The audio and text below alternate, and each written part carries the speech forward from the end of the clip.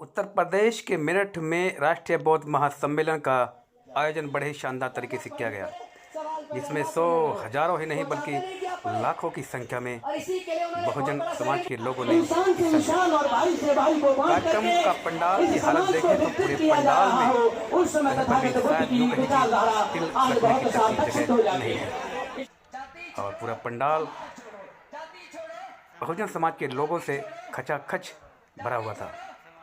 भीड़ इतनी कि देखते पूरा पंडाल जहाँ तक देखें लोगों के केवल और केवल सर नज़र आ रहे थे।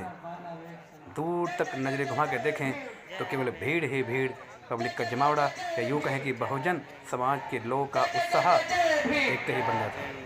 इसी बीच कार्यक्रम में आए अलग अलग संगठन के लोगों से ने बात की। जी, आज का प्रोग्राम जो है काफ़ी अच्छा लगा। आज देश भर से जो साथी आज आए हैं यहाँ पर राष्ट्रीय बौद्ध महासम्मेलन, पहली बात तो ये मैं धन्यवाद देना चाहूँगा संस्था को जिन्होंने एक ऐसा आयोजन किया है कि देश भर से आज जो मिशनरी साथी हैं यहाँ पर एकत्रित हुए हैं। और ये वही स्टेडियम है जहाँ पर बाबा साहब ने 1953 में भी अपना भाषण दिया था। और आज इतने सालों के बाद, लगभग 70 साल के बाद बाबा साहब के परपोतर आज वहाँ पे आए हैं और हमारा सौभाग्य है कि हमें आज उनके साथ बैठने का मौका मिला और उनसे साथ जुड़ने का मौका मिला।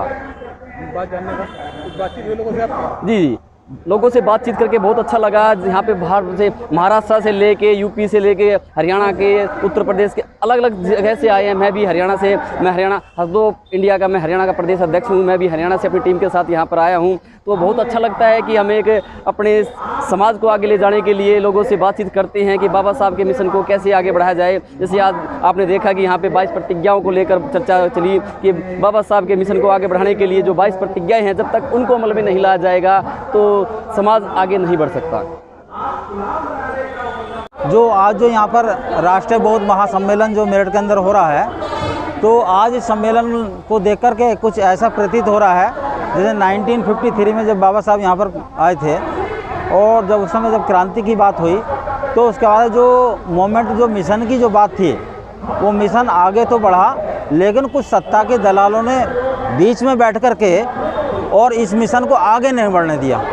जितनी भी इस मुल्क के अंदर राजनीतिक पॉलिटिकल पार्टियां इस मुल्क के अंदर आईं, सब लोगों ने क्या बोलते हैं, समाज विरोधी, संविधान विरोधी कार्य किया। क्या आपको लगता है कि आज भी ऐसे दलाल हैं? हाँ, आज भी मौजूद हैं।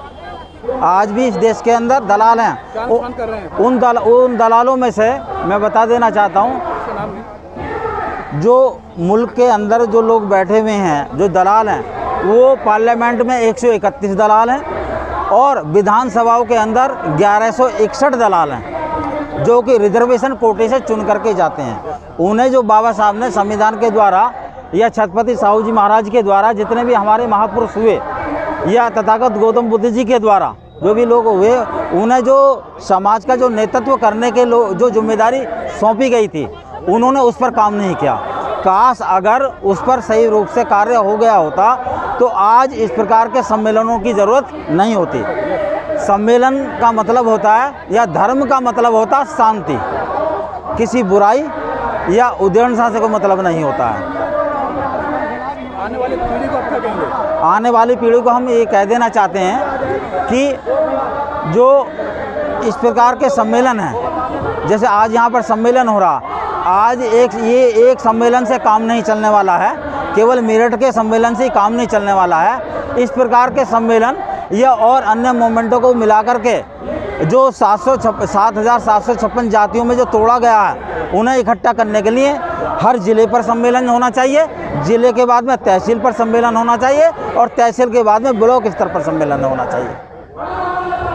और मुल्क के अंदर सबसे बड़ी जो कमी चल रही है, उस तरफ किसी भी, चाहे वो बौद्ध धर्म सम्मेलन की बात कर रहे हैं, चाहे किसी और सम्मेलन की बात कर रहे हैं, लेकिन जब तक इस मुल्क के अंदर जो डॉक्टर अंबेडकर के द्वारा लिखित जो संविधान है, तब तक इस मुल्क के अंदर पूर्ण रूप से लागू नहीं होगा, तब तक जो है लोग अव्यवस्थित रहेंगे। और जिस रोज़ मुल्क के अंदर वो पूर्ण रूप से भारत का संविधान लागू हो जाएगा, उस रोज़ सब लोग व्यवस्थित हो जाएंगे। इसी बातों के साथ में जय भीम, जय भारत, जय संविधान। आपका नाम क्या हुआ? मेरा नाम लोकेश कटारिया है, मैं राष्ट्रीय अध्यक्ष हूँ नेशनल भीम आर्मी बहुजन एकता मिशन सामाजिक संगठन। आज जो कार्यक्रम ये हो रहा है मेरठ में, जी आपको कैसा लग रहा है? देखो बहुत लग रहा है? देखो पहली बार हमारे मेरठ में इतना अच्छा, मेरी यादगार में बहुत अच्छा प्रोग्राम हो रहा है। इससे मैसेज भी जाएगा कि हमारे ज़िले में 1857 की क्रांति यहाँ से ही हुई थी और बाबा साहब भी यहीं पे आए थे पहली बार। तो आज लगा कि वाकई में आज समाज संगठित है और समाज एकजुट है और भाईचारा भी दिखा। कम से कम इसके बहाने से अपने पुराने साथियों से और अपने नए समाज के लोगों से मुलाकात करने का मौका मिला। ये ज़रूरी नहीं कि हमें मंचों पर सम्मान मिलेगा, ये ज़रूरी नहीं कि भाषण ही देना है। मेन चीज़ है आपस में भाईचारा कायम करना और आपस में एकता रखना। ऐसे प्रोग्राम में कितनी उम्मीदें हैं आगे? देखो उम्मीद यही करेंगे कि इस बार ये आधा ग्राउंड भरा है, अगली बार ये फुल ग्राउंड भरे, ये उम्मीद करते हैं। वीडियो कैसी लगी आप अपने कमेंट्स के माध्यम से हमें बता सकते हैं और चैनल को लाइक, शेयर और सब्सक्राइब जरूर करें। धन्यवाद।